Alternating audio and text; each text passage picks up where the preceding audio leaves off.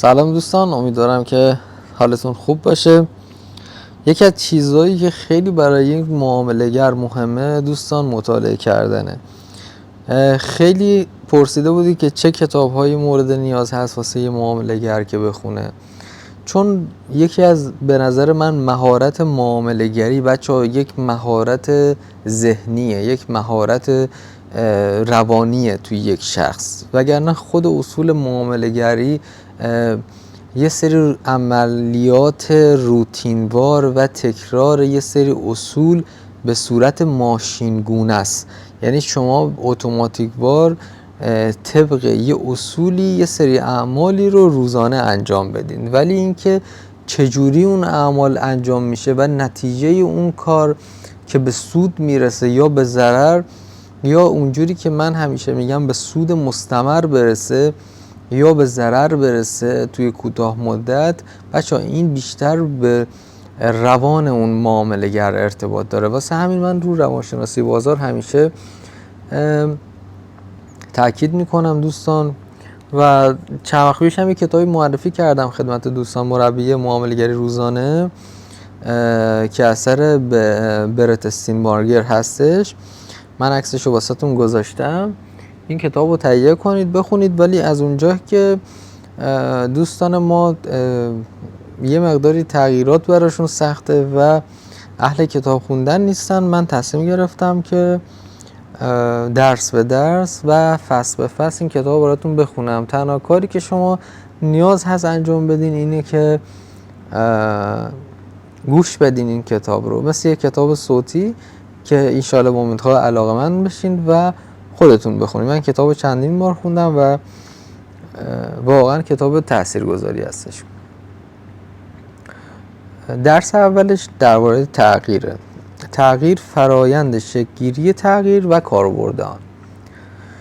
ذهن قدرتی به اندازه دست‌ها دارد، نه تنها برای به دست آوردن دنیا بلکه برای تغییر آن.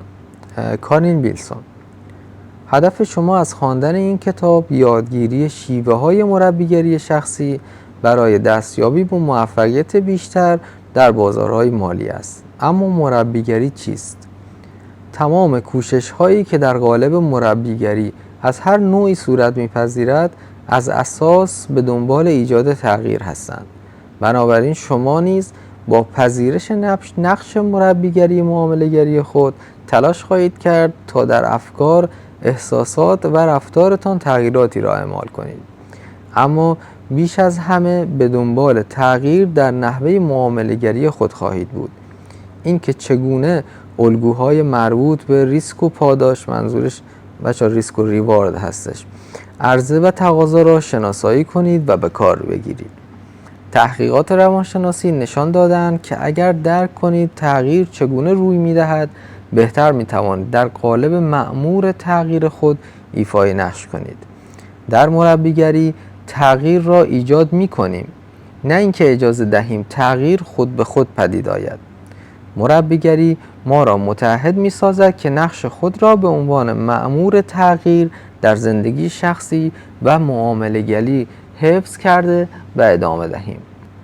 بنابراین در این فصل به فرایند شکل‌گیری تغییر و کاربرد آن می‌پردازیم و توضیح می‌دهیم که چگونه از نتایج گاه حیرت‌آور آن به بهترین نحو استفاده کنید. درس 1. بهره بردن از احساسات برای تبدیل شدن به مأمور تغییر. برای برخی از ما حفظ و ادامه وضعیت موجود کافی نیست. ما دورنمایی از فردی که میتوانیم با هم تبدیل شویم داریم و مشتاقیم به جایگاهی فراتر از زندگی روزمره و فعلی خود دست یابیم. بنابراین به فکر ایجاد تغییراتی در زندگی میافتیم تا به این اشتیاق جامعه عمل بپوشانیم. چرا که تنها با اعمال تغییرات صحیح است که میتوانیم رشد کنیم. اما اغلب احساس میکنیم که با انجام کارهای همیشگی و تکرار اشتباهات قبلی گرفتار یک دور باطل شده ایم. آیا منتظر میمانیم که زندگی ما را تغییر دهد یا به مأمور تغییر زندگی خود تبدیل میشویم؟ ساده ترین مرحله در فرایند تغییر شروع آن است، اما چالش اصلی حفظ تغییر ایجاد شده است.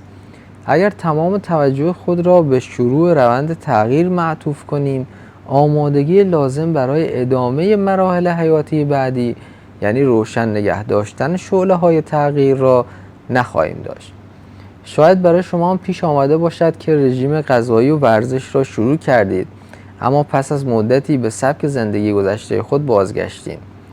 نقص و کاستی بسیاری از مطالب و تمرین‌هایی که در مورد روانشناسی و مربیگری نوشتند در این است که آنها تنها بر آغاز روند تغییر تمرکز دارند.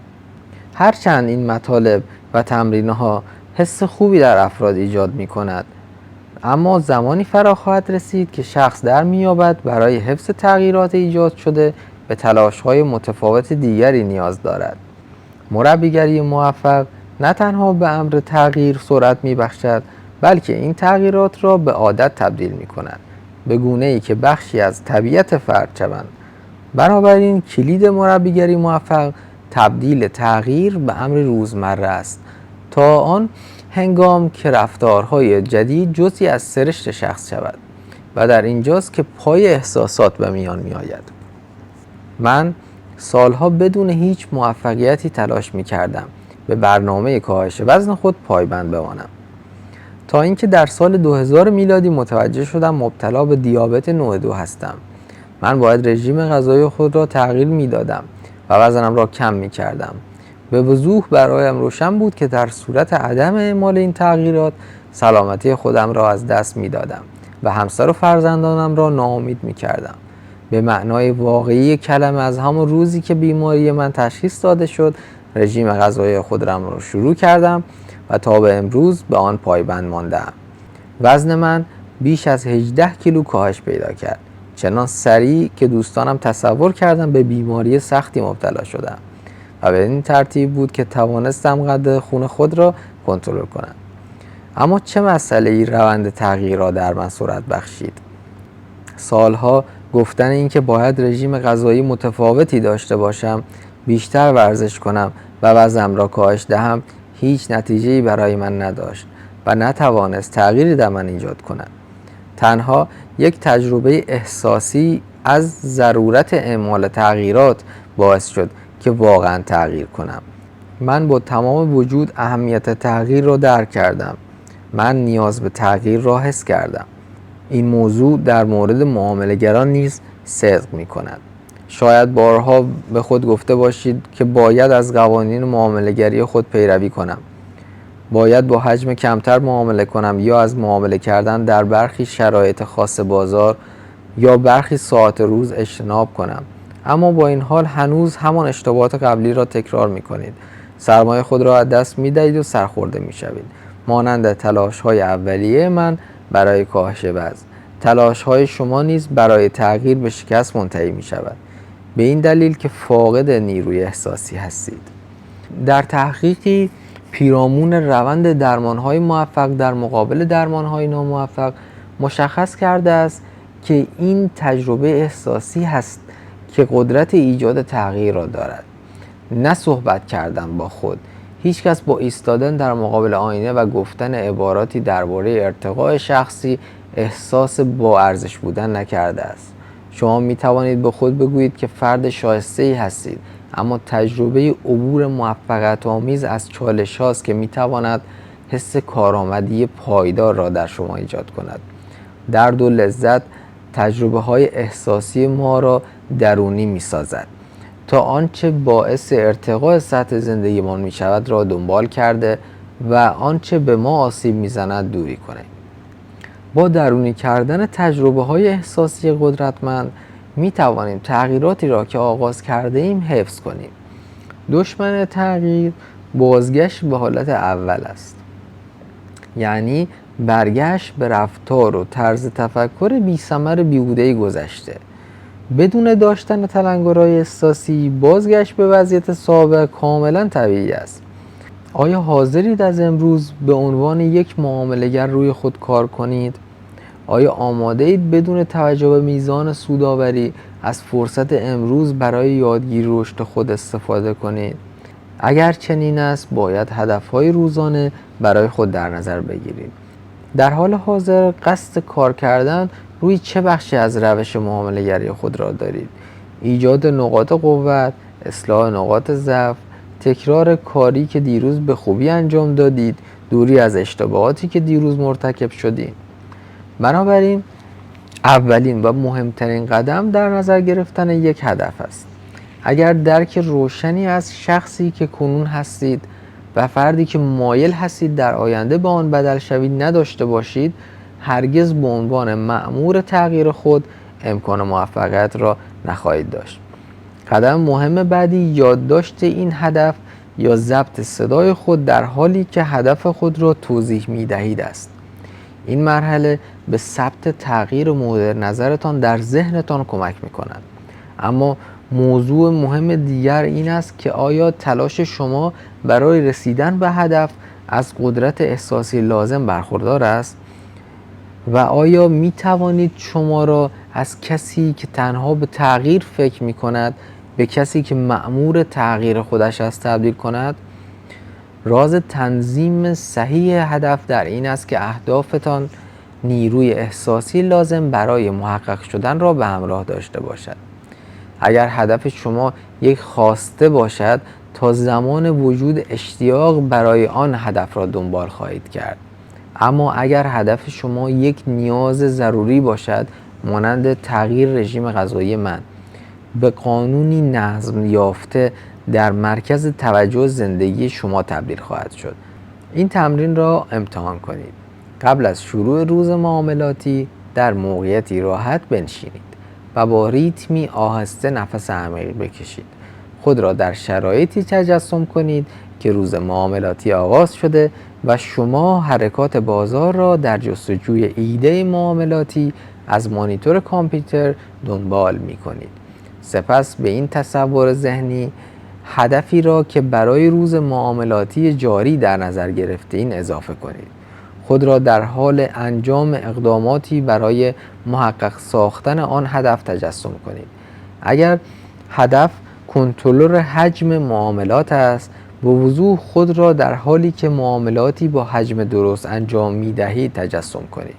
اگر هدف انجام معاملات خرید در انتهای حرکت‌های اصلاحی است، تجسم کنید که صبورانه منتظر اتمام حرکات اصلاحی هستید و سپس وارد معامله شوید.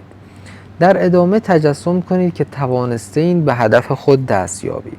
اجازه دهید بابت تکمیل آنچه در نظر داشتید احساس غرور به شما دست دهد. نه تنها در نظر گرفتن هدف که داشتن تجربه دستیابی به هدف نیز مهم است. روانشناسان به این حالت حس کارآمدی شخصی میگویند. اگر خود را در قالب فردی موفق ببینید و لذت موفقیت را حس کنید، احتمال موفقیت شما بیشتر خواهد بود. نیاز نیست که خود را در حال پول درآوردن تجسم کنید. این به عنوان یک هدف روزانه چندان واقع گرایانه محسوب نمی شود. اما می توانید تصوراتی مربوط به معامله‌گری خوب داشته باشید و از بابت انجام صحیح آنچه در توانایی شماست احساس غرور و مهارت را تجربه کنید. وقتی خود را شخصی کارآمد تصور می کنیم، کسی که توانایی انجام تغییرات را دارد، احتمال انجام تغییرات و حفظ آن بیشتر می شود. بسیاری از معامله‌گران تنها بعد از متحمل شدن ضررهای زیاد به مرحله مربیگری شخصی می رسند. مشابه وضعیت من زمانی که با تشخیص بیماری خودم روبرو شدم.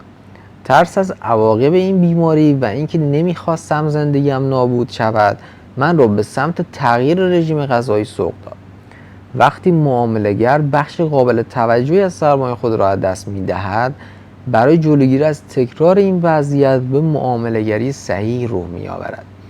نه به این دلیل که به خود قول می‌دهد قوانین معاملاتی را رعایت کند، بلکه فقدان انضباط و عواقب آن موجب برانگیخته شدن یک نیروی احساسی قدرتمند در او می‌شود. این احساس که رعایت نظم در معاملات الزامی است. بسیاری از افراد الکلی به دلیل ترس از بازگشت به درد و ناراحتی ناشی از عواقب نوشیدن الکل می توانند تغییر را تاب بیاورند. در اینجا نیز احساس باعث حفظ تغییر می شود. هر روز به کمک تصویرهای ذهنی هدایت شده که در آن علاوه بر دیدن احساسات نیز حضور دارد، می توانید تجربه احساسی قدرتمند را برای تسریع روند تغییر خلق کنید و به مأمور تغییر خود تبدیل شوید، کسی که روند تغییر را حفظ کرده است. کلید این کار در اضافه کردن قدرت احساس به اهدافتون هست. وظیفه شما برای این درس این است که اهداف بیجان را که بر تکیه کاغذ در ژورنالتان نوشته شدند را به تصویرهای قدرتمند و واضح در ذهن خودتان بدل کنید. بنابراین همیشه قبل از شروع معاملات یک هدف و یک تصویر را در ذهن خود تجسم کنید. داشتن اهداف کافی نیست، شما باید آنها را احساس کنید تا بتوانید آنها را به زندگی خود راه دهید. نکته راهنمایی مربیگری: عواقب عدم حفظ تغییر را به وضوح در ذهن تجسم کنید. جزئیات مربوط به یک شکست را که از رفتاری اشتباه ناشی شده بود و خواستار تغییر آن هستید در ذهن مرور کنید. به هر یک از اهداف خود یک سناریو جایگزین اختصاص دهید. با افزودن وضعیت جایگزین در تنظیم اهدافتان ترس را به انگیزه بدل می کنید. مغز شما بیش از همه برای واکنش به این خطر هوشیار می شود. اگر از نظر احساسی با خطری که این رفتارهای اشتباه پیش می آورند روبرو شده باشید، دیگر هرگز به سمت این رفتارها گرایش پیدا نمی کنید.